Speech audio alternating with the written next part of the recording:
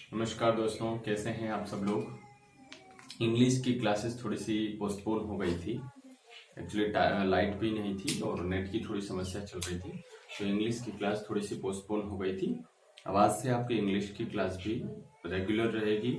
और आज का जो टॉपिक है वो है हमारा वॉइस, जो एक ट्रांसफॉर्मेशन का पार्ट है। ठीक है, तो आप लोग एक बार लिंक को शेयर कर दो ताकि ये क्लास आपको सभी बच्चों के पास तक पहुंच जाए, सभी स्टूडेंट्स के पास तक पहुंच जाए। और देखिए, ये जो क्लास आपकी है वो दोनों के लिए इम्पोर्टेंट है, कॉम्पिटिटिव एग्जाम्स के लिए और साथ ही साथ एकेडमिक एग्जाम के लिए। हमने दोनों को टारगेट करके बनाया है ताकि आपका कोई भी चीज इसमें छूटने ना पाए, पहली बात।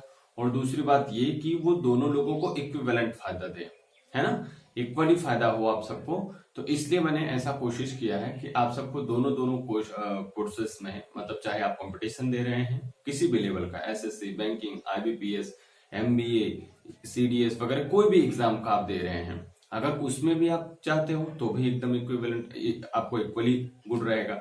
अगर आप मान लीजिए कि एकेडमिक एग्जाम की तैयारी कर रहे हो या इंटरमीडिएट की, हाई स्कूल की, 9, 10, 11, 12 किसी भी बोर्ड की, तो दोनों में आपको फायदा देने वाला है। ठीक है, हम लोग एकदम बेसिक से बात करके हाई लेवल तक काम करेंगे। आइए जरा बात करते हैं टॉपिक की।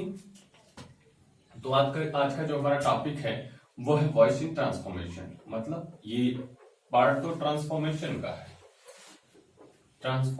का है, लेकिन इसमें जो हम लोग पढ़ेंगे वो पढ़ेंगे वॉइस।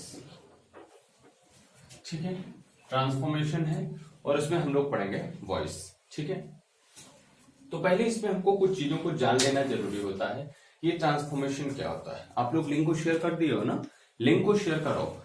अगर लिंक को शेयर नहीं करोगे कम बच्चे जुड़ेंगे, मजा कम आएगा। ठीक है जी, तो आज का ये जो टॉपिक है वो है ट्रांसफॉर्मेशन में वॉइस। अब सबसे बड़ी बात आपको ये आएगी कि सर ट्रांसफॉर्मेशन है क्या। वॉइस तो बाद में सीखेंगे, पहले तो ये बताइए ट्रांसफॉर्मेशन है क्या। तो ट्रांसफॉर्मेशन का मतलब होता है structure is changed, structure of the sentence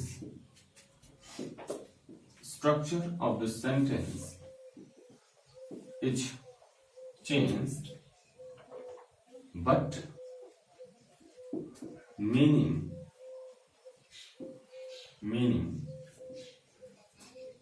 does not change.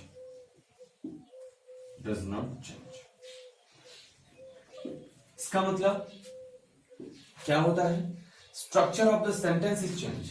मतलब जो सेंटेंस का स्ट्रक्चर होता है वो तो चेंज हो जाता है, लेकिन सेंटेंस की जो मीनिंग होती है वो कभी भी परिवर्तित नहीं होती है। एक उदाहरण के तौर पे हम लोग देख लेते हैं। हमने लिखा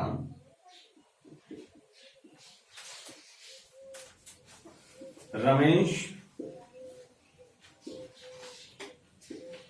writes a letter. इसमें अगर हम लोग देखें तो ये सेंटेंस में आप देख रहे हो रमेश जो है वो आपका सब्जेक्ट है। क्या है, सब्जेक्ट है। इसी को हम लोग यहां पर डूअर भी कहेंगे, ये डूअर भी है। राइट्स देख रहे हो, ये हमारा क्या है, वर्ब है। और लेटर हमारा क्या है, ये ऑब्जेक्ट है। इसका मतलब अभी जो यहां पर स्ट्रक्चर चल रहा है वो चल रहा है सब्जेक्ट, वर्ब और ऑब्जेक्ट का। क्या चल रहा है, सब्जेक्ट, वर्ब और ऑब्जेक्ट का। इसी सेंटेंस को हमने थोड़ा सा चेंज किया। क्या किया, a letter is written. अब आप मुझे बताओ, क्या ये जो लेटर है वो सब्जेक्ट है। हाँ जी, सब्जेक्ट है, कोई बात नहीं, बिल्कुल सही आपने बताया। क्या ये जो सब्जेक्ट है वो डूअर भी है क्या ये सब्जेक्ट ही डूअर भी है क्या। तो आप कहोगे नहीं है। क्यों, क्योंकि यहां पर ये रमेश तो ये लिखने का काम कर रहा था, लेकिन यहां पर ये लेटर लिखने का काम नहीं कर रहा। यहां पर ये लेटर लिखने का काम नहीं कर रहा। मैं यहां पर बाय रमेश भी लिख देता हूं। कुछ बच्चे सोच रहे होंगे कि बाय रमेश क्यों नहीं लिखा। अभी जब हम आपको कॉन्सेप्ट सिखाना शुरू कर देंगे तो आपको पूरी बातें समझ में आ जाएगी कि रमेश क्यों नहीं लिखे, या लिख सकते हैं कि नहीं लिख सकते, कोई भी बात नहीं। तो यहां पर देखो, ये क्या है, सब्जेक्ट तो है लेकिन ये डूअर नहीं है। यहां पर आप देख रहे हो ये क्या लगा है, ये वर्ब है। वर्ब है। लेकिन अभी ये जो वर्ब लगा था वो तो लगा ही था, लेकिन अब ये जो वर्ब है वो एक नई चीज के साथ आया। वो चीज क्या है? Helping verb. देखिए यहां से स्ट्रक्चर चेंज होना चालू हो गया। ये जो रमेश है वो क्या है? इस सेंटेंस का सब्जेक्ट है, लेकिन यहां पर इस बाई का ऑब्जेक्ट है। मतलब ये यहां पर बाई क्या है? प्रीपोजिशन है। बाई क्या है मेरे सरकार? प्रीपोजिशन है। और ये क्या है? ऑब्जेक्ट है। लेकिन ये ऑब्जेक्ट किसका है? ये इस प्रीपोजिशन का ऑब्जेक्ट है। इसी को हम लोग बोलते हैं प्रीपोजिशनल ऑब्जेक्ट। अब आप देख रहे होंगे कि यहां पर जो हमने स्ट्रक्चर में देखा था, तो यहां पे स्ट्रक्चर में देखा था कि एक सब्जेक्ट आया है और यही सब्जेक्ट डूअर है, और एक वर्ब आई है, और एक यहां पर आया है ऑब्जेक्ट। हमने ये स्ट्रक्चर देखा था। लेकिन जैसे ही हम ये सेंटेंस देख रहे हैं तो जरा देखिए जी क्या आया। सब्जेक्ट हम बोल देते हैं, लेकिन ये डूअर नहीं है। हमने क्या कहा? सब्जेक्ट आया, सब्जेक्ट आया, और क्या आई मेरे भैया? हेल्पिंग वर्ब आई, और उसके बाद क्या आई? मेन वर्ब की कौन सी फॉर्म? Third form I. उसके बाद क्या आया? प्रीपोजिशन आया। सुइटेबल प्रीपोजिशन लिख देते हैं हम, सुइटेबल प्रीपोजिशन आया। और उसके बाद क्या आया? एजेंट लिख देता हूं इसको। ठीक है जी। तो आपने देखा कि दोनों चीजों की अगर हम मीनिंग निकाले, क्योंकि मैंने आपको डेफिनेशन में कह दिया, क्या कह दिया? कि structure of the sentence is change, structure of the sentence is change but meaning does not change. Meaning नहीं बदलनी चाहिए। देखो जी क्या लिखा गया? रमेश एक पत्र लिखता है। यहां पर क्या लिखा गया? रमेश के द्वारा एक पत्र लिखा जाता है। बात तो दोनों सेम ही है। काम कौन कर रहा है? रमेश। और काम हो क्या रहा है? पत्र लिखे जाने का। काम कौन कर रहा है? रमेश। और काम क्या हो रहा है? पत्र लिखा जाना। दोनों बातें सेम है, मीनिंग दोनों की सेम है बाबूजी। लेकिन ये इसके स्ट्रक्चर में अगर हम लोग देखें तो इसके स्ट्रक्चर में क्या हो गया? चेंजिंग हो गया। यहां पर ये वर्ब आया था, यहां पर हेल्पिंग वर्ब के साथ में वर्ब की थर्ड फॉर्म है। यहां पर यही सब्जेक्ट हमारा डूअर भी हुआ करता था, लेकिन यहां पर ये सब्जेक्ट तो है, लेकिन ये सरकार डूअर नहीं है, लेकिन ये डूअर नहीं है। तो ऐसी चीजें जब वहां पर आए, किसी सेंटेंस में ऐसी बात हो कि उसका स्ट्रक्चर तो चेंज हो जाए लेकिन उसकी मीनिंग परिवर्तित नहीं होती है, तो उसी चीज को हम लोग बोलते हैं ट्रांसफॉर्मेशन। ठीक है, उसी चीज को हम लोग क्या बोलते हैं? ट्रांसफॉर्मेशन। अब एक सेंटेंस ये हो गया। दूसरी सेंटेंस एक मैं और लिख करके देख ले रहा हूं। इसे आप लोग एक बार स्क्रीनशॉट ले लीजिए जल्दी से, एक बार स्क्रीनशॉट ले लीजिए सब लोग। चलिए हम लोग एक सेंटेंस और देखते हैं।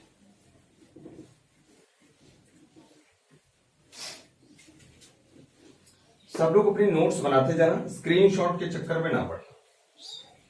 ठीक है, देखो मैंने एक सेंटेंस और लिखा।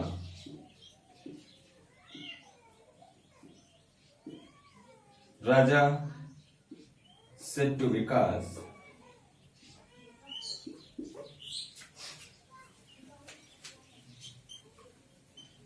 you are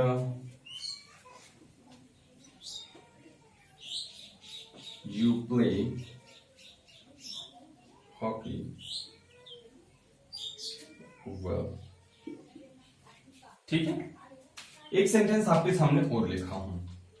अभी आप ये बिल्कुल मत सोचना कि मैं एक्टिव पढ़ा रहा हूं, वॉइस पढ़ा रहा हूं, क्या पढ़ा रहा हूं, कुछ नहीं। अभी ऐसे केवल हमको एक चीज समझनी है बेटे।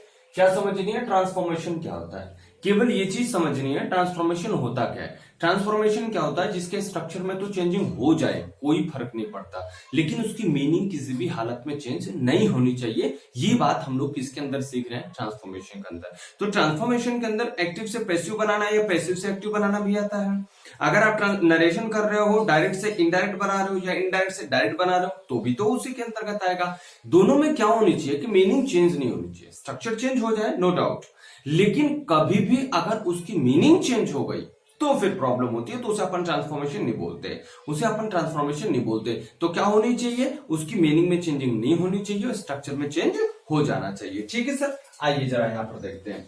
लिखा गया Raja said to Vikas you play hockey well. अब आप यहाँ पर देख रहे हो कि ये जो सेड टू लिखा गया है और यहाँ पर ये सेंटेंस लिखा गया है, इसका हम अगर मीनिंग देखें तो लिखा गया राजा ने विकास से कहा कि तुम हॉकी अच्छा खेलते हो, तुम हॉकी अच्छा खेलते हो, ऐसा यहाँ पर कहा गया। अब इस बात को अगर हम चेंज करना चाहें तो अगर हम इस चीज को ऐसे लिख दें, कैसे लिखा? राजा told Vikas that he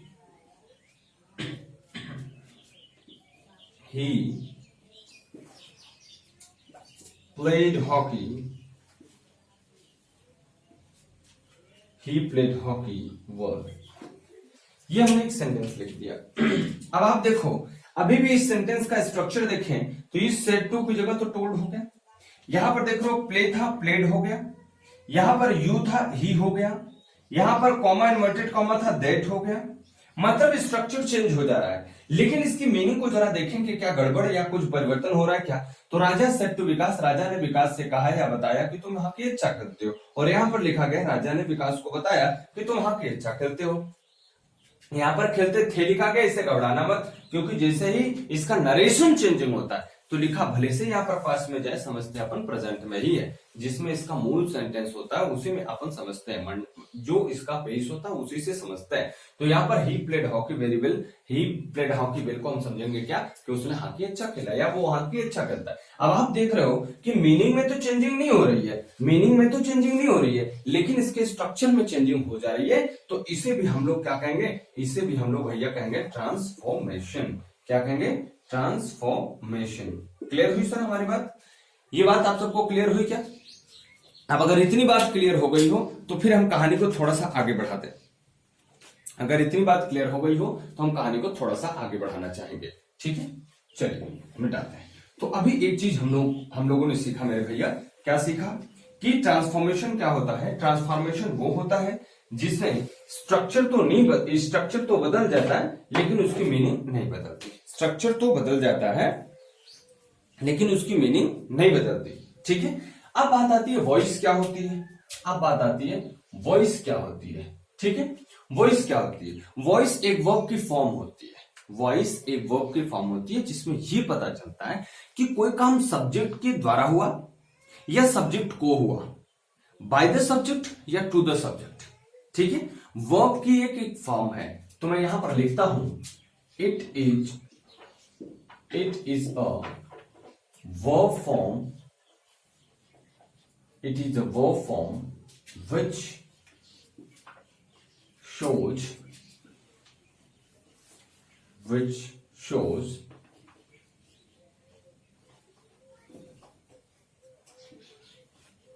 whether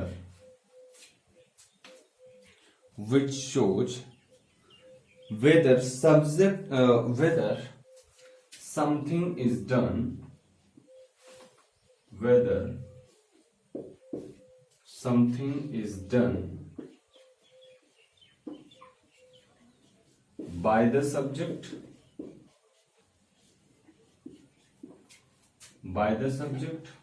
or to the subject,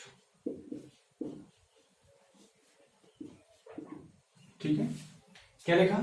It is a verb form which shows whether something is done by the subject और टू द सब्जेक्ट। किसी सब्जेक्ट के द्वारा कुछ हुआ या सब्जेक्ट को कुछ हुआ, सब्जेक्ट के द्वारा कुछ हुआ या सब्जेक्ट के द्वारा कुछ हुआ या सब्जेक्ट को कुछ हुआ, ये जो शो कराता है उसे अपन क्या बोलते हैं? वॉइस बोलते हैं। और वॉइस है क्या? तो ये जनरली एक वर्ब की फॉर्म होती है। एक ही क्या होती है भैया? वर्ब की फॉर्म होती है। इसे वर्ब पढ़ा जाता है, वर्ब नहीं पढ़ा जाता, वर्ब पढ़ा जाता है। तो ये एक वर्ब की फॉर्म होती है जिसमें ये दिखाया जाता है कि समथिंग इज डन, जो कुछ हुआ है वो बाय द सब्जेक्ट हुआ या टू द सब्जेक्ट हुआ, बाय द सब्जेक्ट हुआ या टू द सब्जेक्ट हुआ। एक एग्जांपल के माध्यम से हम इसे समझने की कोशिश करते हैं। जैसे मैंने लिखा प्रियंका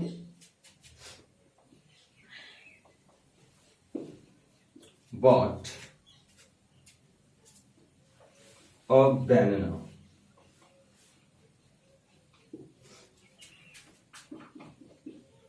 मैंने लिखा Subhash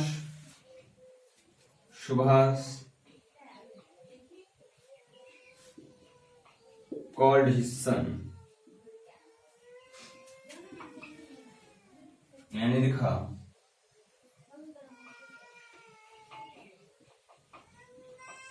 banana was bought by Priyanka.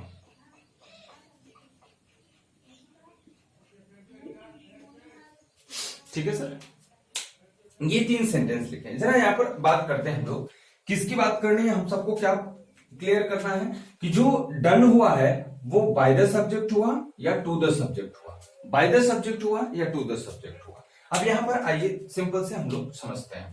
यहां पर अगर मैं आपसे पूछूं तो आप कहोगे सर ये प्रियंका जो है वो सब्जेक्ट है, बॉट ये हमारा एक वर्ब है, बनाना हमारा क्या है, ऑब्जेक्ट है। आप बताओ मुझे, अगर मैं आपसे पूछूं कि बनाना कौन खरीदा तो आप क्या बोलोगे, बनाना कौन खरीदा तो आप क्या बोलोगे, आप बोलोगे सर प्रियंका ने खरीदा। इसका मतलब आपको एक बात समझ में आई कि ये प्रियंका हमारा क्या है, सब्जेक्ट है, और सब्जेक्ट होने के साथ साथ ये डूअर भी है।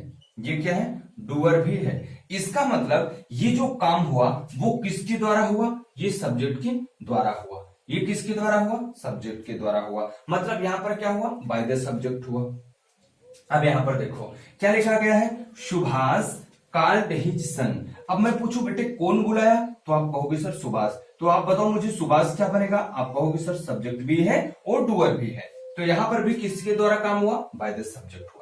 अब यहां पर आप देखो जरा कि बनाना वॉज कॉल्ड बाय प्रियंका में अगर मैं पूछूं कि बनाना कौन खरीदा तो अब आप बताओ कौन खरीदा, नहीं बता सकते। इसका मतलब ये काम जो हुआ वो किसके द्वारा हुआ था, प्रियंका के द्वारा हुआ था। ये काम किसके हुआ था, किसके द्वारा हुआ था, प्रियंका के द्वारा हुआ था। और प्रियंका यहां पर क्या थी, सब्जेक्ट। इसका मतलब ये वाला जो काम हुआ वो क्या हुआ, बाय सब्जेक्ट हुआ। हुआ कि नहीं बाय सब्जेक्ट। और ये वाला काम जो हुआ वो क्या हुआ, टू द सब्जेक्ट। हुआ कि नहीं भैया, ये काम क्या हुआ, टू द सब्जेक्ट। इसका मतलब इसमें दो प्रकार की चीजें हो सकती हैं, वॉइस में दो प्रकार की चीजें हो सकती हैं। या तो वो काम किसी सब्जेक्ट के द्वारा होगा या किसी सब्जेक्ट के लिए होगा, किसी सब्जेक्ट के द्वारा हुआ या किसी सब्जेक्ट के लिए होगा। अगर ऐसी दो बातें आती हैं तो उसी को हम लोग क्या बोलते हैं, वॉइस बोलते हैं। क्लियर हुई इतनी बात, इतनी बात सब लोगों को क्लियर हुई क्या, जरा एक बार आप लोग लिख लें फिर हम आगे कहानी को बढ़ाते हैं।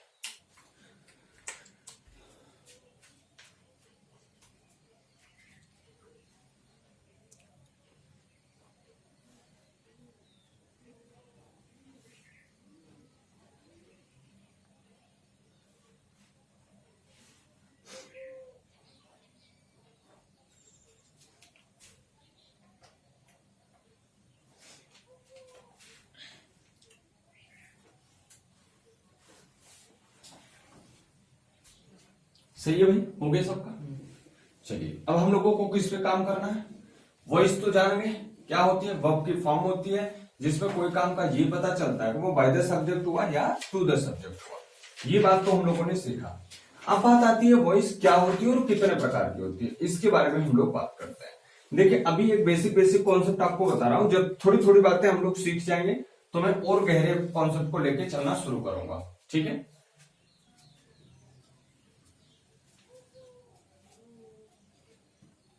देखिए अब बात आती है वॉइस तो हम लोगों ने सीखा।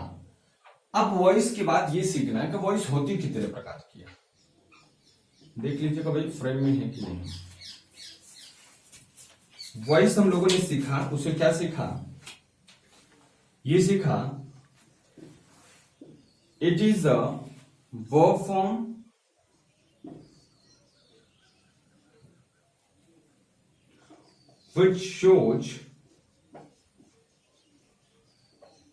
which shows whether something is done, whether something is done by the subject,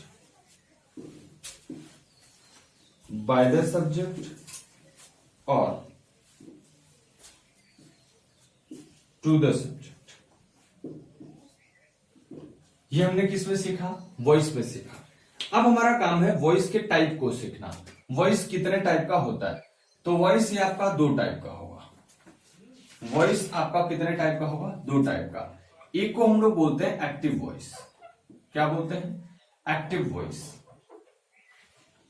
और दूसरे को हम लोग बोलते हैं पैसिव वॉइस, क्या बोलते हैं, पैसिव वॉइस। हर चीज में दो तरीके की चीजें होती हैं, एक एक्टिव चीज होती है, एक पैसिव चीज होती है। जैसे वोकैब भी अपन सीखेंगे तो एक एक्टिव मीनिंग सीखेंगे, एक पैसिव मीनिंग सीखेंगे, ठीक है, एक्टिव मीनिंग और एक पैसिव मीनिंग सीखेंगे। तो एक एक्टिव वॉइस होती है और एक पैसिव वॉइस होती है। अब जरा दोनों के बारे में जानते हैं, एक्टिव वॉइस क्या होती है और पैसिव वॉइस क्या होती है, ठीक है। एक्टिव वॉइस क्या होती है, पैसिव वॉइस क्या होती है। देखिए मैं एक साथ कई डिफिनेशन बनाऊंगा, आप याद रखना, मैं जब थोड़ी थोड़ी चीजें करने लग जाऊंगा तो डिफिनेशन बनाऊंगा। तो एक्टिव वॉइस क्या होता है, एक्टिव वॉइस वो होता है सब्जेक्ट इज हेड, सब्जेक्ट या आप बोल सकते हो डूअर, क्या बोल सकते हो, doer, doer is head and verb and pronoun, verb and pronoun are used according to it, according to the number, person, number and person of it, ठीक है। क्या लिखा, सब्जेक्ट और डूअर इज हेड, हेड का मतलब important, and verb and pronoun are used according to the number and person of it, of it मतलब subject. इसका मतलब अभी हमने ये देखा कि इसमें जो सेंटेंस एक्टिव वॉइस का होगा उसमें सब्जेक्ट आपका अर्थात डूअर इंपॉर्टेंट होगा, डूअर क्या होगा, इंपॉर्टेंट होगा, और जो भी प्रोनाउन या जो भी वर्ब या जो प्रोनाउन लगाया जाएगा वो किसके अकॉर्डिंग लगाया जाएगा, किसके नंबर पर्सन के अनुसार लगाया जाएगा, सब्जेक्ट के। आइए जरा सेंटेंस के माध्यम से समझते हैं इस बात को। मैंने सेंटेंस में दो तीन चीजें लिखना शुरू किया। मैंने लिखा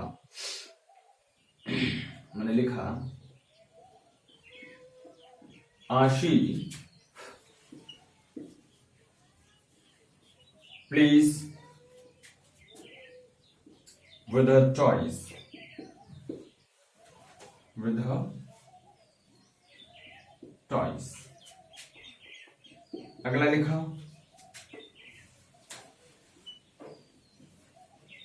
I play with my books,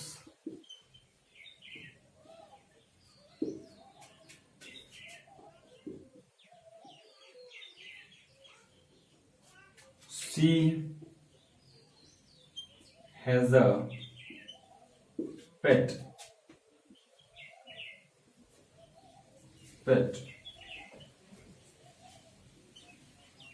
named Tommy।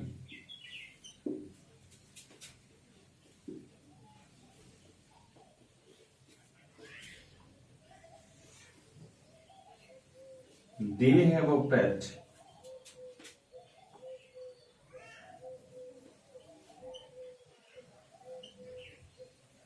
named Tommy। अब आप जरा ध्यान से समझने की कोशिश करें। यहां पर हमने जो लिखा, एक सब्जेक्ट लिखा है आशी, क्या लिखा, आशी, और ये डूअर भी है, आशी ही खेल भी रही है, इसका मतलब ये हमारा सब्जेक्ट है। अब आप बताओ ये सब्जेक्ट अगर सिंगुलर नंबर का है तो हम वर्ब कौन से नंबर का लगाएंगे, सिंगुलर नंबर का। इसका मतलब किसके अकॉर्डिंग लग रहा है, आशी के अकॉर्डिंग, हाँ या ना, किसके अकॉर्डिंग लग रहा है, आशी के अकॉर्डिंग। आशी प्लेज विद हर टॉयज, और यहाँ पर जो हमने प्रोनाउन भी लगाया, वो किसके अनुसार लगाया, इसी आशी के अनुसार लगाया। बात समझ में आ रही है। इसका मतलब इसमें सब्जेक्ट भी होगा और ये जो सब्जेक्ट होगा वो हेड होगा, और उसी के अकॉर्डिंग हम लोग क्या क्या लगाएंगे, वर्ब लगाएंगे और क्या लगाएंगे, प्रोनाउन लगाएंगे। क्लियर हुई हमारी बात। दूसरे सेंटेंस में देखें, यहां पर हमने क्या लिखा, आई, और ये क्या हो गया, प्लूरल नंबर का सब्जेक्ट हो गया। इसका मतलब इसके बाद जो वर्ब लगेगी वो कैसे लगेगी, प्लूरल नंबर की लगेगी, हाँ या ना। और इसके बाद जो अपन प्रोनाउन लगाएंगे वो भी किस नंबर का लगाएंगे, प्लूरल नंबर का लगाएंगे। समझ में आ रही है। इसका मतलब अगर वो एक्टिव वॉइस है तो उसका सब्जेक्ट ही सब कुछ होगा, सबसे इंपॉर्टेंट होगा, और उसी के अकॉर्डिंग वर्ब या प्रोनाउन लगाया जाएगा। ठीक है। अगर ये सब्जेक्ट सिंगुलर है तो आप सिंगुलर वर्ब या प्रोनाउन लगाइए, अगर ये प्लूरल है तो आप प्लूरल वर्ब या प्रोनाउन लगाइए। बात समझ में आ रही है ना। अब देखो यहां पर भी वही बात लिखा, शी के बाद हमने देखा कि ये एक सब्जेक्ट है और ये सब्जेक्ट बेटे हमारा किस नंबर में, सिंगुलर नंबर में है, तो इसके साथ जो वर्ब लगी है वो कौन से नंबर में लगी है, सिंगुलर नंबर में वर्ब लगी है, हाँ या ना, क्लियर है। अब यहां पर देखो वही चीज जैसे ही हमने प्लूरल कर दिया, जैसे ही हमने प्लूरल नंबर कर दिया, इसकी ये जो वर्ब आई वो हैव, वो तुरंत किस नंबर में लग गई, प्लूरल नंबर में लग गई, चेंज हो गई। इसका मतलब हम लोगों ने क्या सीखा कि अगर सब्जेक्ट होगा, सॉरी अगर वो एक्टिव वॉइस होगा तो पक्का एक बात है कि उसमें सब्जेक्ट जरूर आएगा, उसमें एक चीज क्या होगा, सब्जेक्ट आएगा, और ये सब्जेक्ट हेड होगा, ये सब्जेक्ट क्या होगा, हेड होगा। अब आप मुझे बताना जरा कि सब्जेक्ट का पता लगाने के लिए आप क्या करते थे, हु या हुम लगाते थे, कौन या किसने किया, ऐसा पता करते थे। अगर ये चीज हमको पता चल पाएगी तो ये चीज हमारा क्या होगा, सब्जेक्ट। तो एक डेफिनेशन मैं यहां से और बना सकता हूं एक्टिव वॉइस का, कि क्या हो सकता है कि एक्टिव वॉइस वो सेंटेंस होगा जिसमें सब्जेक्ट हो और सब्जेक्ट डूअर हो, जिसमें, अब ये मेरी नई डेफिनेशन बन रही है, जरा देखना ध्यान से, कि क्या कहा कि एक्टिव वॉइस वो सेंटेंस होगा जिसमें सब्जेक्ट तो हो और वही सब्जेक्ट डूअर हो, जिसमें सब्जेक्ट तो हो और वही सब्जेक्ट क्या हो, डूअर हो, वही चीज क्या कहलाएगा, एक्टिव वॉइस। इसका मतलब वो किसका जवाब दे, हु और हुम का जवाब दे, कौन और किसका जवाब दे, किसने का जवाब दे। अगर वो जवाब देता है तो इसका मतलब अगर हमको जवाब मिलता है, अगर हमको आंसर मिलता है तो पक्का है कि वो एक्टिव वॉइस होगा, और अगर वो आंसर नहीं मिलता है तो वो क्या होगा, पैसिव वॉइस होगा। ठीक है, इतनी बात समझ में आ रही है। आइए इसका जरा एक बार आप लोग स्क्रीनशॉट ले लीजिए, लिख लीजिए, तो मैं थोड़ी सी एक बात को और बढ़ा देता हूं यहां पर, क्या,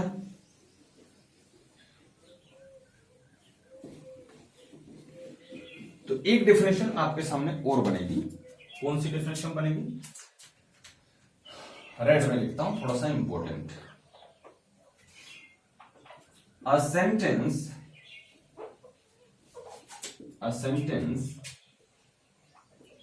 इन which the subject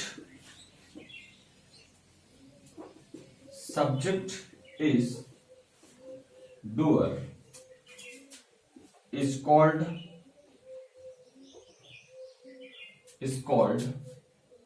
active voice।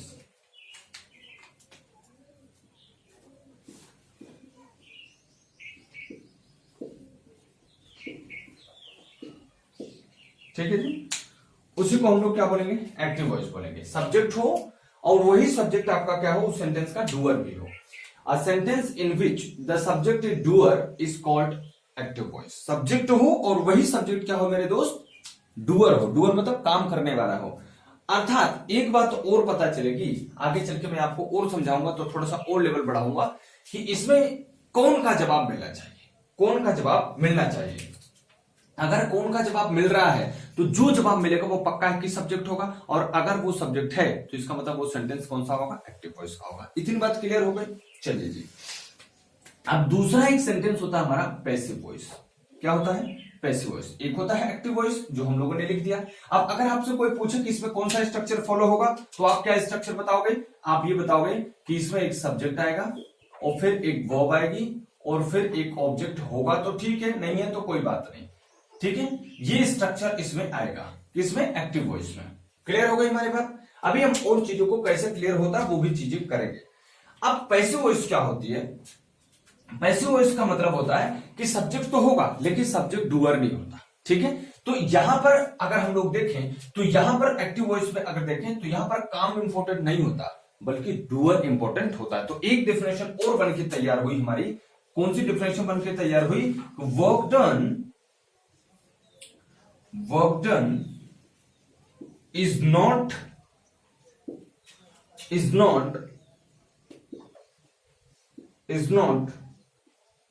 more important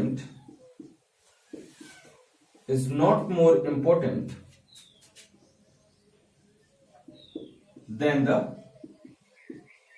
subject और doer। सब्जेक्ट और डूअर, यहां पर आप डूअर भी लिख लेना, ठीक है। हमने क्या देखा कि एक्टिव वॉइस में work done is not more important than the subject. Work done उतना जरूरी नहीं होता, किया गया काम तो उतना जरूरी नहीं होता जितना कि जरूरी आपका क्या होता है, सब्जेक्ट होता है, ठीक है।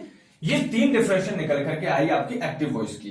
क्या क्या पहले निकल के आया कि subject is head, subject important होगा और सब्जेक्ट के अकॉर्डिंग ही सब्जेक्ट के नंबर पर्सन के अकॉर्डिंग ही आपका प्रोनाउन और वहां पर वर्ब लगाया जाएगा। ये बात हमने सीखा। दूसरी बात हमने एक और तरीके से बनाया कि a sentence in which the subject is doer, जिसमें सब्जेक्ट ही क्या हो, डूअर हो, उसी को हम लोग क्या बोलते हैं, एक्टिव वॉइस। ठीक है। तीसरी डेफिनेशन क्या बनाया, verb done is not more important than the subject. इसमें वर्ब डन इतना इंपॉर्टेंट नहीं होता जितना कि सब्जेक्ट होता है, लेकिन जस्ट अपोजिट, जैसे ही अपन पैसिव वॉइस में पहुंचते हैं, जैसे ही अपन दूसरी वाली वॉइस में पहुंचते हैं, कौन सा वाली में, पैसिव वॉइस में, पैसिव वॉइस में, जैसे ही अपन पैसिव वॉइस में पहुंचेंगे तो ये पूरी बात क्या हो जाएगी, अलग तरीके से होने लगेगी। अब यहां पर क्या होगा, जरा बात को समझें। अब यहां पर जो होगा वो subject is not head, subject is not head,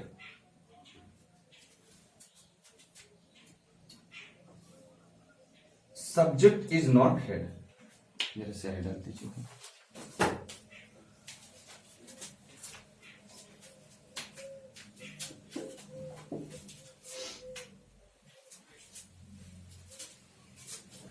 subject is not head, not head, just opposite होगा। Subject is not head and verb and pronoun, verb and pronoun, verb and pronoun are not used according to it। समझ में आया? अब verb and pronoun are not according to it का मतलब इसकी subject जब है ही नहीं, सब्जेक्ट इसमें हेड है ही नहीं, तो सब्जेक्ट के नंबर पर्सन के अकॉर्डिंग अपन पैसिव वॉइस में प्रोनाउन या वर्ब नहीं लगाएंगे। किसके अकॉर्डिंग नहीं लगाएंगे, सब्जेक्ट के अकॉर्डिंग नहीं लगाएंगे। अच्छा सर, तो सब्जेक्ट के अकॉर्डिंग नहीं लगाएंगे तो क्यों नहीं लगाएंगे, क्योंकि ये सब्जेक्ट यहाँ पर डूअर का काम नहीं करेगा। सब्जेक्ट जो होगा वो डूअर का काम नहीं करेगा। सब्जेक्ट तो होगा लेकिन ये डूअर का काम नहीं करेगा। क्या कहा, फिर से बोल रहा हूं एक बार, कि पैसिव वॉइस ऐसा सेंटेंस होगा जिसमें सब्जेक्ट जो होगा उसका हेड नहीं होगा, सब्जेक्ट इंपॉर्टेंट नहीं होगा, उसका इंपॉर्टेंट क्या होगा, क्या काम किया गया, क्या काम किया गया वो जरूरी होगा। इसका मतलब एक डेफिनेशन यहां से बन के और निकल के आएगा आपके सामने। क्या बन के आएगा, जरा देखिएगा सर, कि work done is more important, work done is more important,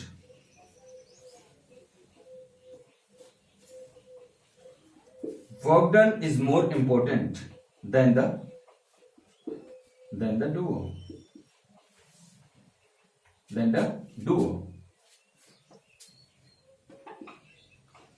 the subject।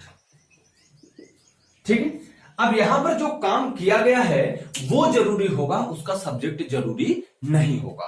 जो काम किया गया है वो जरूरी होगा, उसका सब्जेक्ट जरूरी नहीं होगा। ये बात आप समझ रहा। यहां पर क्या था, वर्क डन इज इंपॉर्टेंट, काम क्या किया गया है वो जरूरी, इज नॉट इंपॉर्टेंट, वो जरूरी था ही नहीं, बल्कि क्या जरूरी था, सब्जेक्ट जरूरी था। लेकिन यहां पर क्या जरूरी है, कौन काम कर रहा है पता नहीं, कोई लेना देना नहीं है, लेकिन बच्चा काम क्या हो रहा है ये जरूरी है, काम क्या हो रहा है ये बात जरूरी है। अब आप यहां पर देखोगे एक बात हमारे सामने बड़ी खूबसूरत से निकल के आई, क्या, कि जिसमें जो सब्जेक्ट हो वो डूअर नहीं होगा और जो डूअर है वो सब्जेक्ट नहीं होगा। वही चीज क्या होगी, पैसिव वॉइस। ये बड़ी निकली हुई चीज है, बड़ी जबरदस्त चीज आपको बता रहा हूं। जो ये हमने लिखा, a sentence in which the subject is doer is called active voice. अब इस सेंटेंस में अगर हमको ये डिफरेंशियल लिखनी हुई तो क्या कहोगे, a sentence in which the subject is not doer and the doer is not subject. यही एक ऐसी पॉइंट है जो आपको सिखाएगी कि कौन सा सेंटेंस एक्टिव वॉइस में है और कौन सा सेंटेंस पैसिव वॉइस में है। ये आप सीख पाओगे इस डेफिनेशन से। तो मैं नीचे एक डेफिनेशन लिखता हूं, जरा देख लीजिएगा सर फ्रेम में कटेगा क्या। तो मैं यहां पर नीचे एक डेफिनेशन और लिख देता हूं। क्या लिखता हूं, a sentence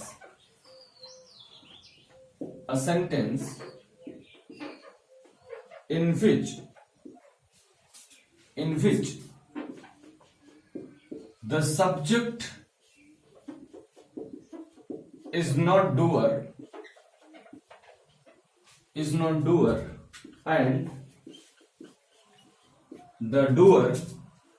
and the doer is not subject।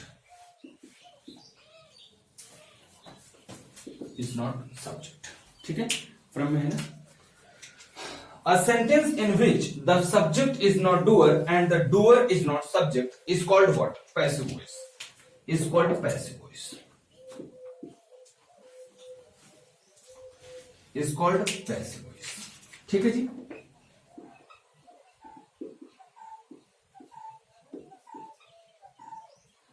एकदम चीजें आपको बेहतरीन और अलग दे रहा हूं, एकदम नई चीजें आपको निकाल के दे रहा हूं। इसे जरा एक बार आप इसकी नजरें उतार लें, फिर हम काम करना चालू करते हैं, फिर आपको सेंटेंस लिख करके समझाते हैं कि कैसे ये चीजें होती हैं। जल्दी से करिएगा सर, अभी केवल आपको बस पहचान बता रहा हूं कि कैसे आप पहचानोगे। ठीक है,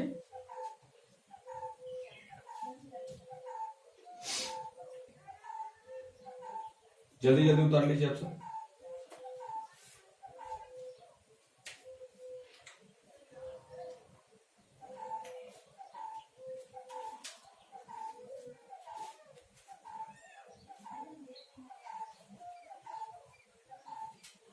देखिए, जो बच्चे कह रहे हैं क्लियर नहीं दिख रहा है, स्पष्ट नहीं दिख रहा, वो बच्चे अपना जो पिक्सल है ना, वो आप लोग 144 की बजाय ना 240 रखा करो, 240p या 360p रखा करो, एकदम बढ़िया दिखेगा। तब आपको थोड़ा सा नेट अच्छा चाहिए होगा, एकदम बढ़िया दिखेगा। आप ना 240 रखा करो, 360 पे थोड़ा ज्यादा नेट चाहिए होगा, तो 240 आप रखा करो, तो आपका बेहतरीन चलेगा। ठीक है, सभी चीजें क्लियर दिखेंगी, क्योंकि हम लोग भी अपने सिस्टम लगाए हैं, तो यहां पर वो चीजें क्लियर दिख रही हैं। मिटाए क्या? चलो भाई मिटाते हैं ना। अब जरा सीखते हैं कुछ चीजें और, ये कैसे होता है। अब इतनी चीजें जो आप लोगों ने सीखा उसे जरा हमारे साथ रिमाइंड करते चलें।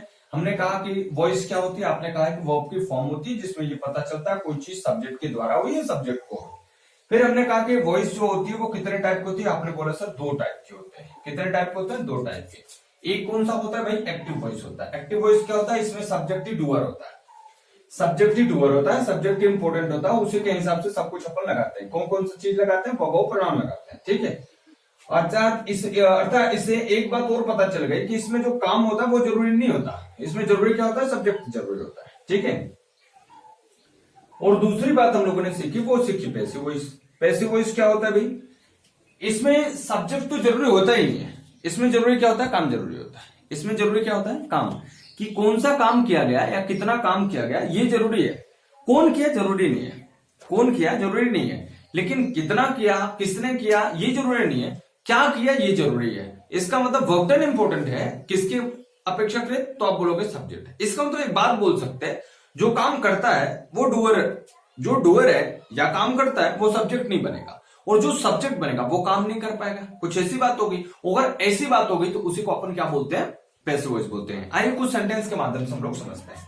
पहले मैं कुछ 2 4 5 सेंटेंस लिखता हूं, उसे आप लिखो, फिर उसके बाद हम लोग समझते हैं। क्या लिखूं?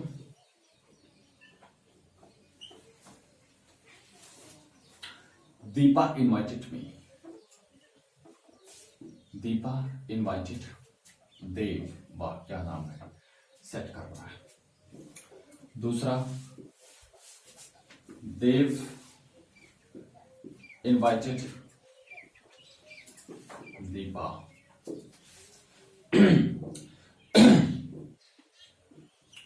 और एक लिखा,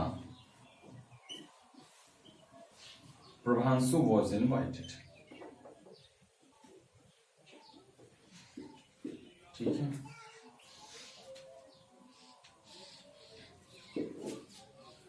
इधर लिखता हूं,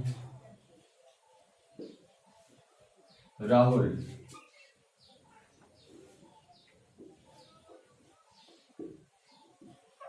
wrote to Anand.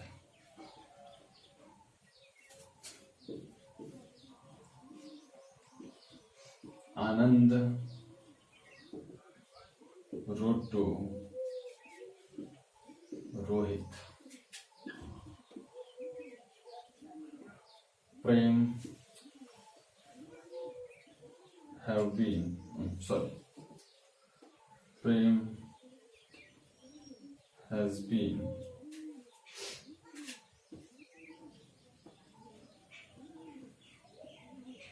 called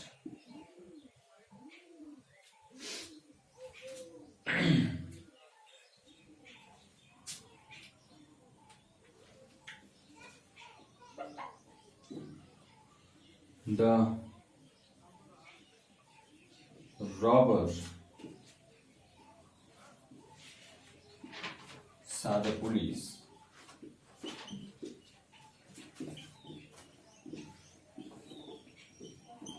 The police saw the robber.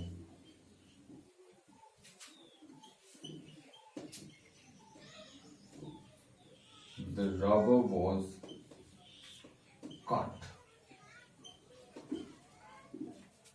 by the police.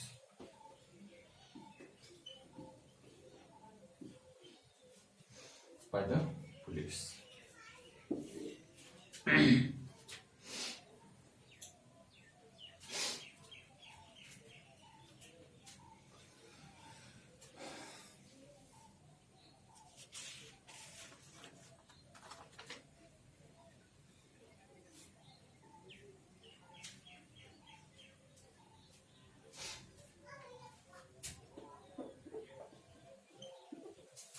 She informed me. I informed her.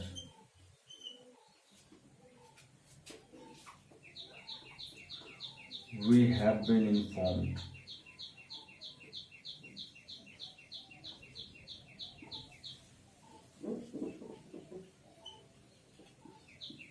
ठीक है, ये कुछ सेंटेंस है। हमको पता करना है कि कौन सा एक्टिव वॉइस है, कौन सा पैसिव वॉइस है। बिल्कुल सरल तरीका है। आपके मन में दो बातें होनी चाहिए, दो डिफरेंशियल रखना, सब न रखिए, केवल एक रखिए कि जो इसमें सब्जेक्ट है क्या वही डूअर है। अगर सब्जेक्ट भी डूअर है, सब्जेक्ट ही क्या है, डूअर है, तो वो एक्टिव वॉइस है। और अगर सब्जेक्ट जो है वो डूअर नहीं है और जो डूअर है वो सब्जेक्ट नहीं है, अगर ऐसी बात है तो वो पैसिव वॉइस है। फिर से एक बार बोल रहा हूं, जो सब्जेक्ट है वही डूअर है तो एक्टिव वॉइस, जो सब्जेक्ट है वो डूअर नहीं है और जो डूअर है वो सब्जेक्ट नहीं है, तो वो कौन सा वॉइस होगा, पैसिव वॉइस। क्लियर है? आओ यहां पर देखते हैं। मैंने पूछा दीपा इनवाइटेड देव। मैं पूछा कौन इनवाइट किया, तो आपने बोला दीपा। कौन इनवाइट किया, दीपा। इसका मतलब दीपा आपकी क्या है, तो आप कहोगे सर सब्जेक्ट है। दीपा क्या है, सब्जेक्ट है। और आप बताओ कि इनवाइट करने का काम कौन कर रही है, दीपा तो सब्जेक्ट है और इनवाइट करने का काम कौन कर रही है, दीपा। इसका मतलब ये दीपा ही हमारी सब्जेक्ट भी है और दीपा ही हमारी डूअर भी है। तो ये वॉइस कौन सी हुई, एक्टिव वॉइस। ए भी एक्टिव वॉइस, पी भी पैसिव वॉइस, याद रखना। फिर से समझ लो, दीपा इनवाइटेड देव। मैंने पूछा कि कौन देव को इनवाइट किया, तो आपने कहा दीपा। तो बच्चे दीपा क्या हुई, सब्जेक्ट हुई। क्या दीपा ही बुलाने का काम कर रही है, इनवाइट करने का काम कर रही है क्या, आपने कहा हाँ जी हाँ। तो यही डूअर भी हुआ और यही सब्जेक्ट भी हुआ। इसका मतलब ये कौन सी वॉइस हुई, एक्टिव वॉइस। मजा आ रहा है ना। देखो दूसरी बात में, देव इनवाइटेड दीपा। किसने इनवाइट किया, देव ने। तो देव क्या है हमारा, आप कहोगे सर सब्जेक्ट है। अच्छा जी, ये सब्जेक्ट है और ये इनवाइट करने का काम कौन किया, आपने कहा देव ही। तो इसका मतलब ये साथ ही साथ क्या है, डूअर भी है। इसका मतलब ये भी कौन सी वॉइस होगी, एक्टिव वॉइस। समझ में आ रहा है ना। अब यहां पर देखो, प्रभांशु वॉज इनवाइटेड। बताओ कौन इनवाइट किया, कौन इनवाइट किया, पता ही नहीं। इसका मतलब ये प्रभांशु क्या है, सब्जेक्ट है। प्रभांशु क्या है, सब्जेक्ट है। इतनी बात तो क्लियर है। अब आप बताओ क्या बुलाने का काम, जो इनवाइट करने का काम है, प्रभांशु कर रहा है क्या, आप कहोगे नहीं सर। तो इसका मतलब ये डूअर नहीं है। सब्जेक्ट तो है भैया लेकिन ये डूअर नहीं है। और हमने अभी आपको बताया, जो सब्जेक्ट तो हो लेकिन डूअर ना हो, जो डूअर तो हो लेकिन सब्जेक्ट ना हो। इसका मतलब इसमें जो काम कर रहा है यहां पर भाई कुछ होगा जो है वो डूअर है लेकिन वो सब्जेक्ट नहीं है, और ये जो सब्जेक्ट है वो डूअर नहीं है। इसका मतलब ये वाली वॉइस कौन सी होगी, पैसिव वॉइस। समझ में आए? और देखते हैं यहां पर क्या लिखा गया, the robber saw the police. मैंने पूछा किसने पुलिस को देखा, आपने बोला रॉबर। तो क्या ये रॉबर सब्जेक्ट है क्या, आप बोलोगे हाँ सर। अच्छा ये बताओ देखने का काम किसने किया, आपने कहा सर रॉबर। तो इसका मतलब ये डूअर भी है क्या, आप बोलोगे हाँ। अगर यही सब्जेक्ट डूअर है और यही डूअर सब्जेक्ट है, इसका मतलब ये वॉइस कौन सा, एक्टिव वॉइस है ना। अब यहां पर देखो, द पुलिस सा द रॉबर। हमने पूछा कि रॉबर को किसने देखा, आपने कहा पुलिस। तो क्या ये पुलिस सब्जेक्ट है क्या, आप बोलोगे हाँ सर। अच्छा देखने का काम कौन किया, ये पुलिस ने किया। तो इसका मतलब ये डूअर भी है क्या, आपने कहा हाँ। इसका मतलब ये भी कौन सा वॉइस हुआ, एक्टिव वॉइस। हाँ या ना? अब देखो, the robber was caught by the police, the robber was caught by the police. अब ये बताओ मुझे, ये रॉबर क्या है? आप बोलोगे सर सब्जेक्ट है। हमने कहा बिल्कुल सही आपने कहा बेटा। अगर मैं पूछूं कि बेटा क्या ये बताओ कि रॉबर वॉज कॉट, तो किसने पकड़ा, तो आप कहोगे रॉबर है क्या? इसका मतलब ये सब्जेक्ट तो है। आप नहीं कहोगे कि रॉबर पकड़ा, रॉबर पकड़ा गया, सब्जेक्ट को कुछ हुआ लेकिन सब्जेक्ट के द्वारा नहीं हुआ। इसका मतलब ये रॉबर सब्जेक्ट तो है लेकिन ये डूअर नहीं है।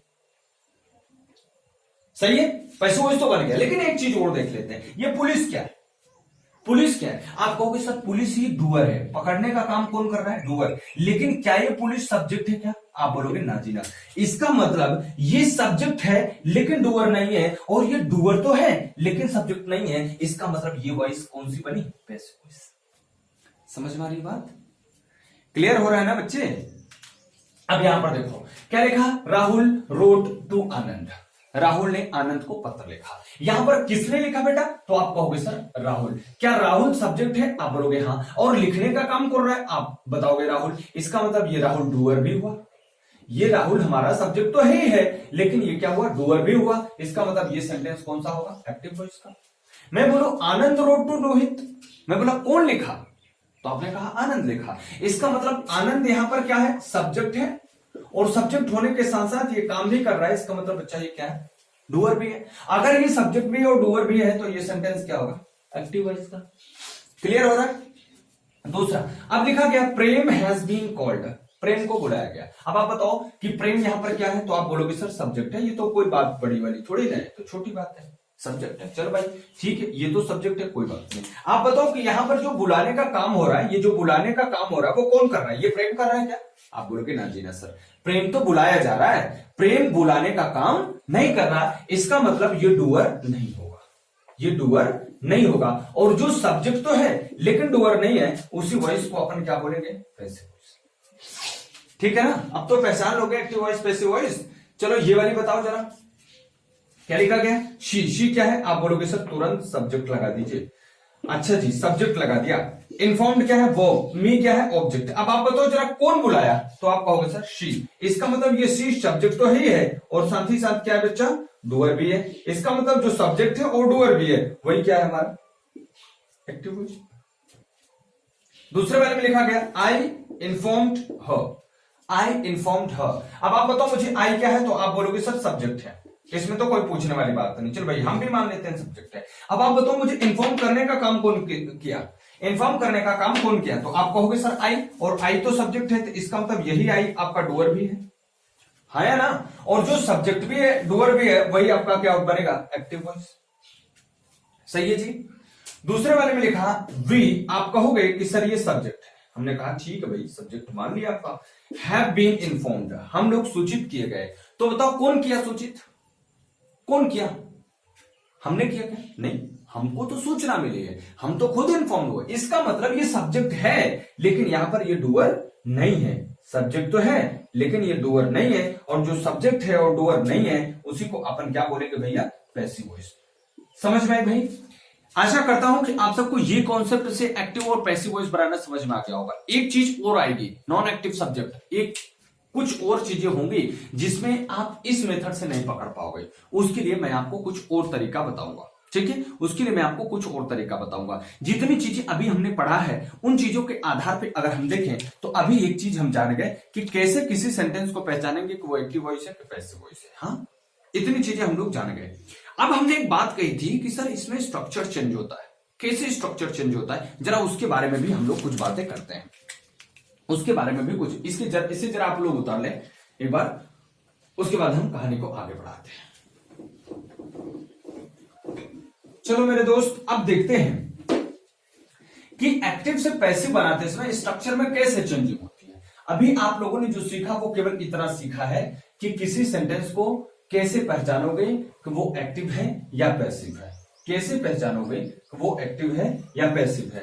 एक्टिव कैसे पहचानोगे? अगर सब्जेक्ट ही डूअर हो और डूअर ही हमारा सब्जेक्ट हो तो हम लोग बोलेंगे कि एक्टिव वॉइस है। लेकिन अगर ये बात हम ऐसे कह दें कि सब्जेक्ट जो हो वो डूअर ना हो और जो डूअर हो वो सब्जेक्ट ना हो, तो आप उसे बोलोगे पैसिव वॉइस। इतनी बढ़िया वाली बात आपने सीखा। अब देखो, जब एक्टिव वॉइस का सेंटेंस होता है, जब एक्टिव वॉइस का सेंटेंस होता है तो अभी हमने आपके साथ जो डिस्कस किया था वो ये कहा था कि अगर एक्टिव वॉइस बनेगी तो सर उसका पहले आप लगाएंगे सब्जेक्ट। हमने कहा चलो भैया ठीक है, फिर आप लगाते हैं वर्ब। क्या लगाते हैं? वर्ब। ये वर्ब दो तरीके से आ सकते हैं, विद हेल्पिंग वर्ब भी आती है, विदाउट हेल्पिंग वर्ब भी आती है। तो मैं आपका हेल्पिंग वर्ब के साथ लिख देता हूं, ठीक है। अब ये मत कहना कि सर कभी कभी तो बिना हेल्पिंग वर्ब के आती है, तो घबराना मत, बिना हेल्पिंग वर्ब के भी आती है और हेल्पिंग वर्ब के भी आती है, दोनों आ सकती है, ठीक है। वर्ब लगा दिया, हेल्पिंग वर्ब लगा दिया और उसके बाद मेन वर्ब लगा दिया। ये मेन वर्ब किसके अकॉर्डिंग लगती है बच्चा? इसी हेल्पिंग के अकॉर्डिंग लगती है, ठीक है। उसके बाद अगर ऑब्जेक्ट होता है तो अपन लगा देते हैं। ये बातें हम लोगों ने किसमें सीखा? एक्टिव वॉइस में सीखा था। तो सर आपने कहा था पैसिव वॉइस में स्ट्रक्चर चेंज हो जाता है, तो पैसिव वॉइस में स्ट्रक्चर कैसे चेंज होता है जरा वो हमको बताएं आप। तो पैसिव वॉइस में कैसे स्ट्रक्चर चेंज होगा बेटा? देखो हमने क्या बोला कि ये हमारा एक्टिव वॉइस है, ये सब्जेक्ट है और यही सब्जेक्ट हमारा डूअर होता है ना। यही सब्जेक्ट हमारा डूअर होता है और ये हमारा ऑब्जेक्ट होता है जिस पर कोई काम किया जाता है और उसके काम का प्रभाव पड़ता है। लेकिन पैसिव वॉइस में हमने बताया कि वर्ब देन इंपॉर्टेंट हो जाता है, सब्जेक्ट इंपॉर्टेंट नहीं होता। अब आपसे अगर मैं पूछूं कि आप बताओ कि आपको सबसे ज्यादा पसंद कौन है, या मैं आपसे पूछूं कि अपने कुछ दोस्तों के नाम बताओ, या मैं ऐसे पूछूं कि आपकी जो सबसे पसंदीदा चीज है या उसका नाम बताओ, तो आपका सबसे पहले किसका नाम आएगा? सबसे पहले किसका नाम आएगा? आपने तुरंत कहा कि मेरी जबान पे कुछ नहीं आया। आपके जबान पे मान लो अभिषेक आया, आपके जबान पे मान लो प्रियंका चोपड़ा आया, आपके मान लो राशि खन्ना आया, आपके जबान पे जो भी आया, तो जो सबसे पहले आया उसका मतलब क्या कि वो आपकी लाइफ में सबसे अधिक इंपॉर्टेंट है। सबसे अधिक इंपॉर्टेंट वही है जिसका जबान पे आपके नाम सबसे जल्दी आए, हाँ या ना? आप बोलोगे हाँ। तो मैंने आपको कहा कि बच्चे अपने दोस्तों का नाम बताओ। आपने कहा अभिषेक, प्रियंका, राशि, प्रभांशु, विकास, ये सब नाम आए। इसमें सबसे पहले नाम कौन आया? अभिषेक। कौन सा नाम आया? अभिषेक। इसका मतलब अभिषेक सबसे इंपॉर्टेंट है और जो नाम जबान पे आया ही नहीं वो इंपॉर्टेंट भी नहीं है। इसका मतलब उसे अपन क्या कर सकते हैं? छोड़ भी सकते हैं। उसे क्या कर सकते हैं? छोड़ भी सकते हैं। भैया जब हमारे लाइफ में सब्जेक्ट जरूरी है तो सब्जेक्ट का नाम सबसे पहले आया, सब्जेक्ट जरूरी है तो सब्जेक्ट का नाम सबसे पहले आया, और ऑब्जेक्ट जरूरी नहीं था, ऑब्जेक्ट लास्ट में आया। और अब जो चीज बदलने वाली है वो क्या जरूरी है कि इसका नाम सबसे पहले आएगा और इसका नाम आएगा, इसका नाम आएगा, लेकिन इसका नाम लेट में आएगा। इसका मतलब क्या कि ये इंपॉर्टेंट है ही नहीं, मर्जी की लगा दो, मर्जी की छोड़ दो, कोई दिक्कत होने वाली बात नहीं है। ये बात समझ में आई? किसमें? जब चेंज होता है तो, मतलब पैसिव वॉइस में। इसका मतलब अब जो होगा वो, कुछ लोग ऐसे कह देते हैं ऑब्जेक्ट को सब्जेक्ट बना दिया जाता है। भाई कैसे ऑब्जेक्ट को सब्जेक्ट बना दोगे? भाई ऑब्जेक्ट को सब्जेक्ट कैसे बना दोगे? नहीं बन पाएगा। मैं कह रहा हूं पेन को सब्जेक्ट बना दो। अरे कैसे बना दोगे यार, जबरदस्ती की बात करते हैं। तो ऑब्जेक्ट को सब्जेक्ट नहीं बनाया जाता, केवल शिफ्टिंग की जाती है। शिफ्टिंग बोले तो ये वाला पॉकेट है, अब कहो इस वाले पॉकेट को लेफ्ट को राइट बना दो, राइट को लेफ्ट बना दो, कैसे बनाओगे यार? नहीं बना सकते। ये वाला इधर कर दो, ये वाला कैसे कर सकते हो? नहीं, शिफ्टिंग कर सकते हैं। यहां से उखाड़ेंगे और ला करके यहां पर लगा देंगे, ये क्या हो गई? शिफ्टिंग कर दिए। तो ऐसे ही शिफ्टिंग होती है। इसका मतलब बच्चा ये वाला जो ऑब्जेक्ट होता है इसे उठाकर हम लाते हैं और किसके स्थान पर रखते हैं बच्चे? सब्जेक्ट के। सब्जेक्ट बनाते नहीं है, सब्जेक्ट के स्थान पर रखते हैं। इसका मतलब ये वाला ऑब्जेक्ट उठा करके हम यहां पर लगा दिए, और ये बच्चा जो ये ऑब्जेक्ट होगा, ये ऑब्जेक्ट जरूर होता है किसका? सब्जेक्ट, एक्टिव वॉइस का ऑब्जेक्ट होता है। लेकिन यहां पर यही ऑब्जेक्ट काम किसका करता है मेरे भैया? सब्जेक्ट का काम करता है। किसका काम करता है? सब्जेक्ट का काम करता है। अब आप बताओ मुझे, डूअर तो ये सब्जेक्ट था ना, तो ये ऑब्जेक्ट जो सब्जेक्ट के स्थान पे आया तो सब्जेक्ट तो बन सकता है, लेकिन क्या ये डूअर बनेगा? क्या ये डूअर बनेगा? क्या आप बोलोगे नहीं। समझ में बात है? ये ऑब्जेक्ट यहां से उठा करके यहां पर तो कर दिया, सब्जेक्ट का मान तो हमने रख दिया, लेकिन ये बताओ क्या ये डूअर बन सकता है? क्या नहीं बन सकता। क्लियर हुई हमारी बात? ये डूअर बन सकता है क्या? नहीं बन सकता। और ये यहां पर ये सब्जेक्ट तो था ही था, साथ में ये मेरे सरकार क्या था? डूअर भी था। क्या था? डूअर भी था। तो अब आपने बात देखा कि ये सब्जेक्ट था, डूअर था, तो यहां पर ये जो हेल्पिंग वर्ब होती थी, यहां पर जो ये मेन वर्ब होती थी, यहां पर जो प्रोनाउन होती थी वो किसके अकॉर्डिंग लगती थी? सब्जेक्ट के अकॉर्डिंग। लेकिन अब आप बताओ जब ये सब्जेक्ट के जगह पे आ गया तो जो भी यहां पर वर्ब, हेल्पिंग वर्ब लगेगा वो किसके अकॉर्डिंग लगेगा? मजबूर। ये ऑब्जेक्ट भले लेकिन सब्जेक्ट का काम कर रहा है बच्चा, तो ये किसके अकॉर्डिंग लगेगा? सही है कि नहीं, कोई दिक्कत?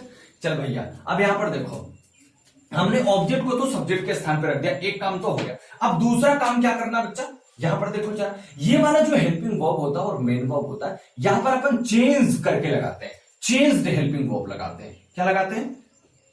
Changed helping verb plus main verb. अब यहां पर एक बात आपको याद रखनी है कि कुछ भी हो जाए, कुछ भी हो जाए, मेन वर्ब की केवल और केवल थर्ड फॉर्म ही लगेगी, ये बात आप याद रखना। पैसिव वॉइस है तो मेन वर्ब की केवल और केवल कौन सी फॉर्म लगेगी? थर्ड फॉर्म ही लगेगी, ये बात याद रखना। अब आगे बात बढ़ती है, अब आगे बात बढ़ती है तो हमने केवल इतनी बात लिखी थी, हमारी वॉइस चेंज हो गई, वॉइस हमारी चेंज हो गई। लेकिन अगर आप देख रहे हो कि आपके पास सब्जेक्ट है तो इस सब्जेक्ट को उठा करके यहां पर रख सकते हो, लेकिन याद रखना इसके पहले एक कोई सुइटेबल प्रीपोजिशन, सुइटेबल प्रीपोजिशन। अब मैंने यहां पर सुइटेबल प्रीपोजिशन क्यों लिख दिया? बाय लिख देता ना जी ना, बाय अकेले लिख देता तो ये गलत होता, क्योंकि सभी के साथ बाय नहीं लगता, कुछ के साथ विद लगता है, कुछ के साथ एट लगता है, कुछ के साथ टू लगता है, इसे भी जानना जरूरी है। तो बाय के यहां पर हम कोई सुइटेबल प्रीपोजिशन लगते हैं और इसके बाद यही सब्जेक्ट यहां पर रख देते हैं, यही सब्जेक्ट यहां पर रख देते हैं। अब इसी सब्जेक्ट को बच्चे यहां पर ये बेचारा कुछ करता तो है ही नहीं, ये कुछ काम तो करता है ही नहीं, ये बेचारा तो सबसे बाद में लिखा जाने वाला चीज हो गया, बाद में लिखा जाने वाला चीज हो गया मेरे सरकार। तो इसे हम लोग क्या कहते हैं? Prepositional object. इसे हम लोग क्या बोलते हैं? प्रीपोजिशनल ऑब्जेक्ट बोलते हैं। और दूसरी चीज यहां पर इसी चीज को हम लोग एजेंट बोलते हैं। तो दोनों बातें मैं लिख देता हूं, इसे क्या बोलते हैं? प्रीपोजिशनल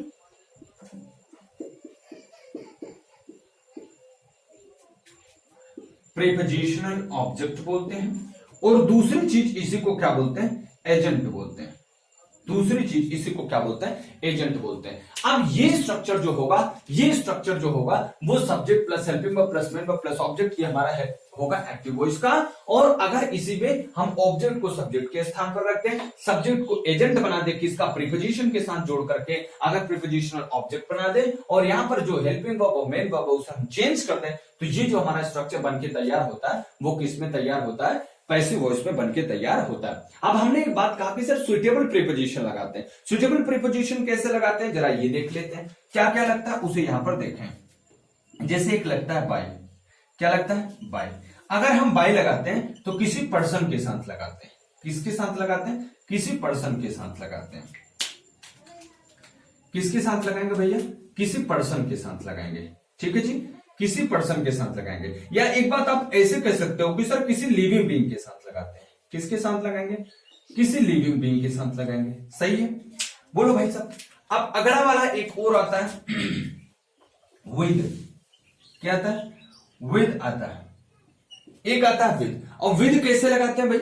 विद किसके साथ लगाते हैं? अगर कोई इंस्ट्रूमेंट है तो उसके लिए आप लगा सकते हो, या कोई टूल है उसके लिए लगा सकते हो। अब दूसरी बात बाय विद हो गया। अब एक और बात हो गई इन। अगर मान लीजिए आ जाए, अगर कोई मीडियम आ जाए, कोई क्या आ जाए? मीडियम आ जाए, तो उस मीडियम के लिए आप लोग क्या लगाएंगे? मीडियम के लिए आप लोग क्या लगाएंगे? इन लगाएंगे, ठीक है। अगर एट कोई समथिंग आ जाए, एक और लगाते हैं एट, इसके लिए क्या लगाते हैं? समथिंग। अगर किसी चीज है तो एड समथिंग लगाते हैं। और एक और चीज आती है टू, एक और चीज होती है टू। तो टू किसके साथ लगाते हैं? क्लोता नो। नो के साथ अपन प्रीपोजिशन क्या लगाते हैं? टू। ये चार प्रकार के प्रीपोजिशन और भी प्रीपोजिशन होते हैं जो इनके स्थान पर लगाए जाते हैं। तो अगर हम केवल बाय बाय लिख देते हैं तो बाय लगाने से हर बात क्लियर नहीं हो जाती। By, with, in, at, to लगा सकते हैं। अब जो जो वर्ब होती है उसको हम बाद में मेंशन करेंगे कि किसके किसके साथ आप ये चीजें लगा सकते हो। क्लियर हो रही है हमारी बातें? अब देखिए आज ये चीजें हम लोगों ने सीखा। अब ये आपके मन में आ रहा होगा कि सर ये जो हेल्पिंग वर्ब और मेन वर्ब आपने लिखा, चेंज्ड हेल्पिंग वर्ब और मेन वर्ब, वो कैसे होता है? तो अब हम लोग क्या सीखेंगे कि टेंस में कैसे चेंजिंग होती है, टेंस में कैसे चेंजिंग होती है, और फिर कैसे इसको फॉर्म करते हैं, कैसे हम लोग इसको बनाते हैं पैसिव वॉइस में, एक्टिव वॉइस से पैसिव वॉइस में कैसे बनाते हैं, इसके बारे में भी हम लोग देखेंगे। ठीक है, देखिए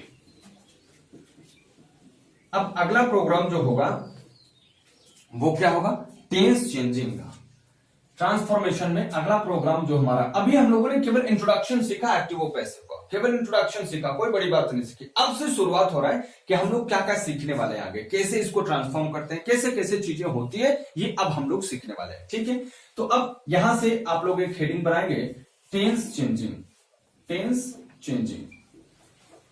ठीक है जी, टेंस चेंजिंग, टेंस में कैसे चेंज होता है कि अगर सर यहां पर ऐसे रहता है, रमेश writes a letter, तो आप इसको बना देते हो sir, a letter is written by Ramesh. तो ये सर आप कैसे बनाते हो, इसे आप कैसे बनाते हो सर? यहाँ पे राइट्स था, आपने रिटन लिख दिया, इज लगा दिया, बाय रमेश लिख दिया, ये कैसे बनाते हो? और यही चीज पता चलेगी टेंस चेंजिंग में। और जैसे ही आप टेंस चेंजिंग पढ़ लोगे, उसके बाद मैं आपको एक चीज और बताऊंगा कि पैसिव किस वर्ब्स की बनती है, पैसिव वॉइस किस वर्ब्स की बनाई जाती है, किस वर्ब्स की बनाई जाती है। ठीक है, किस वर्ब की बनाई जाती है और क्यों,